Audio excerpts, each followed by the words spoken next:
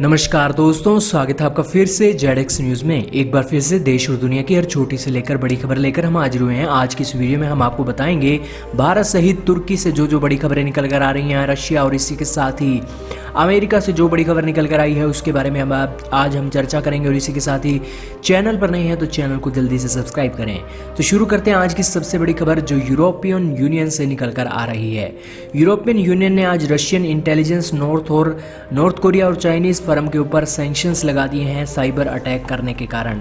दोस्तों, ये European union का झंडा है और इसी के साथ ही रशियन मिलिट्री इंटेलिजेंस सर्विसेज और इसी के साथ ही नॉर्थ कोरिया के लेजारस ग्रुप के साथ मिली हुई कंपनी है जो चोसुन एक्सपो, उसके ऊपर सैंक्शंस लगे हैं। दोस्तों, ये चोसुन एक्सपो लजारस ग्रुप के साथ मिलकर दुनिया की सबसे बड़ी साइबर फ्रॉड के मामले में दोषी पाई गई है। दोस्तों, पूरी दुनिया का सबसे बड़ा साइबर हमला हुआ था बांग्लादेश के बैंकों पर, जहां पर 81 मिलियन डॉलर की भारी भरकम रकम बांग्लादेश के बैंकों से चुरा ली गई थी। और इस कंपनी के पीछे नॉर्थ कोरिया के लेजारस ग्रुप और इसी के साथ चोसुन एक्सपो जिम्मेवार थे। और इसी के साथ चाइना की फर्म हाइताई टेक्नोलॉजी डेवलपमेंट पर भी सैंक्शंस लगाए गए हैं।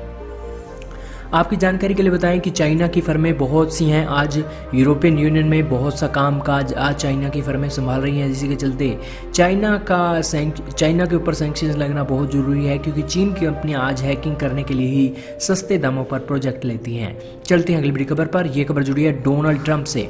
डोनाल्ड ट्रंप ने आज भारत, चीन और रशिया बहुत बड़ी फटकार लगाई है और उन्हें धमकी देते हुए कहा है कि आप अपने देश की वायु पर ध्यान नहीं देते हैं। दोस्तों, डोनाल्ड ट्रंप ने कहा कि आज रशिया, चाइना और इंडिया ग्लोबल वार्मिंग के लिए सबसे ज़्यादा जिम्मेवार हैं। हालांकि दोस्तों, डोनाल्ड ट्रंप ने भारत का नाम जिस तरीके से लिया है उस तरीके से लेना डोनाल्ड ट्रंप को चाहिए नहीं, क्योंकि आज जितना पोल्यूशन आज भारत करता है उसका डबल पोल्यूशन आज अमेरिका कर देता है। करेंगे इसके बारे में भी चर्चा। हालांकि डोनाल्ड ट्रंप ने ऐसी बातें सिर्फ और सिर्फ अपने चुनावों के लिए बोली हैं। जान लेते हैं कि आखिरकार दुनिया में सबसे ज़्यादा CO2 का प्रोडक्शन कौन करता है। दोस्तों, सबसे ज़्यादा CO2 का प्रोडक्शन पूरी दुनिया में 4 देश करते हैं, जो 58% के करीब ग्लोबल एमिशन का हिस्सा हैं। सबसे पहले नंबर पर है चाइना।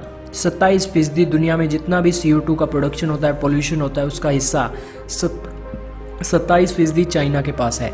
उसी के बाद दूसरे नंबर पर है अमेरिका 15% के साथ, और इसी के साथ तीसरे नंबर पर है यूरोपियन यूनियन 10% के साथ। हालांकि भारत का प्रतिशत ही महज 7% है, लेकिन फिर भी भारत को इसमें जानबूझकर घसीटा जा रहा है। हालांकि रशिया की भी यही स्थिति आज अमेरिका ने कर दी है अपने बयान के जरिए। लेकिन दोस्तों, ऐसा नहीं है कि भारत आज इतना CO2 का प्रोडक्शन कर रहा है जितना अमेरिका कर रहा है। हालांकि उन्हें अपने पहले गिरेबान में झांकना चाहिए, फिर भारत के ऊपर उन्हें उंगली उठानी चाहिए। चलते हैं अगली बड़ी खबर पर। यह खबर जुड़ी है रशिया और बेलारूस के बीच मचे हुए घमासान के बीच। जी हाँ दोस्तों, रशिया ने बेलारूस को आज धमकी दी है कि आप इस तरह के गैर कानूनी ऑडियंस डिटेंशन को अब बिल्कुल रोक दें, क्योंकि अगर आपने इस तरह के कदम उठाते रहे तो आपके खिलाफ सख्त कार्रवाई। दोस्तों, कल ही हमने आपको बताया था कि कैसे बेलारूस ने रूस के करीब 12 से भी ज़्यादा सैनिकों को गिरफ्तार कर लिया है। हालांकि उनको गिरफ्तारी करने का एक ही मकसद उसका दिखाई दे रहा है कि बेलारूस का मानना है कि वो उनके यहाँ पर इलेक्शंस को लेकर जासूसी करने आए हैं। लेकिन दोस्तों, ऐसा नहीं है। रशिया ने इसके सभी बातों को खारिज किया है। लेकिन इसी के साथ बेलारूस का कहना है कि करीब 200 से ज़्यादा रशियन फाइटर आज उसकी सीमा में घुस गए हैं और 9 अगस्त को होने वाले प्रेसिडेंशियल इलेक्शन में वो दखल देने के लिए एंट्री किए हैं। लेकिन दोस्तों, ये घमासान और बढ़ेगा, क्योंकि बेलारूस के राष्ट्रपति अलेक्जेंडर लुकाशेंको ने इलेक्शन को लेकर रशिया पर सख्ती बरती है। चलते हैं अगली बड़ी खबर पर। यह खबर जुड़ी है तुर्की और भारत से। जी हाँ दोस्तों, भारत की सरकार ने आज तुर्की को रेड फ्लैग दे दिया है, क्योंकि तुर्की की सरकार लगातार भारत में एंटी इंडिया एक्टिविटी को फंडिंग कर रही है। ये आर्टिकल देख रहे हैं ना आप, ये भारत की खुफिया एजेंसियों के द्वारा आज रिपोर्ट जारी की गई है, क्योंकि पाकिस्तान की तरफ तुर्की का झुकाव बहुत बढ़ गया है। पाकिस्तान की तरफ तुर्की अपने नाटकों को भी पाकिस्तान के टीवी चैनलों पर चलाने लगा है, जिसके चलते जो तुर्की का एजेंडा है वो पाकिस्तान में दिखाई दे रहा है।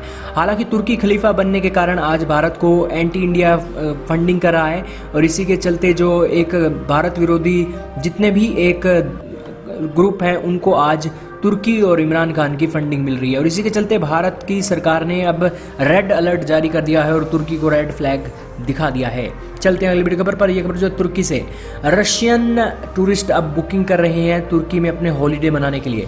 कोरोना वायरस के डर के बीच फिलहाल अभी भी 1000 की गिनती में तुर्की में केस आ रहे हैं, लेकिन फिर भी जो एक टूरिस्ट हैं वो तुर्की में आना शुरू हो गए हैं। चलते हैं अगली बड़ी खबर पर। यह खबर जुड़ी है चाइना और भारत से। चाइना ने आज वार्निंग दी है भारत को कि हम आपके खिलाफ आप जो अभी हमारे खिलाफ फोर्स डिकपलिंग कर रहे हैं ट्रेड में, उसके चलते हमारी इकोनॉमी को दोनों को ही नुकसान होगा। और इसी के चलते आप जो हमारे बॉयकॉट चाइना ट्रेड कर रहे हैं वो बिल्कुल भी सही नहीं है। हालांकि दोस्तों आज चाइना के जो एनवॉय हैं उन्होंने ये बात बोली है। इसी के चलते जो ये बयानबाजी आज उनकी तरफ से देखी गई है ये बिल्कुल नाजायज़ है और किसी भी तरीके से मानने लायक नहीं है। क्योंकि दोस्तों एक तरफ जहाँ बॉर्डर पर गतिविधियाँ चाइना ने बढ़ाई हैं और हमारे सैनिकों को नुकसान पहुँचाया है, और इसी के चलते हम कैसे आखिरकार चाइना का सामान खरीद लें। हालांकि आज भारत की बॉयकॉट चाइना की एक मुहिम इतनी तगड़ी और एक बड़ा रूप ले चुकी है कि आज चाइना के एनवॉय भारत के तलवे चाट रहे हैं कि वो चाइनीज़ सामानों का बायकॉट ना करें, क्योंकि चाइना की आज दुर्दशा हो चुकी है और चाइना अब इस तरह की गतिविधियां नहीं चाहता है कि उसके सामानों का बहिष्कार भारत जैसा बड़ा देश करे। चलते हैं अगली बड़ी खबर पर। यह खबर जो है म्यांमार से। जहाँ दोस्तों म्यांमार के चीन के belt and road initiative project को एक बहुत बड़ा झटका लगा है, क्योंकि म्यांमार ने अब कहा है कि हम फॉरेन पार्टनर्स को अब अपने देश में एंट्री देंगे चाइना की funded mega city project Yangon city में।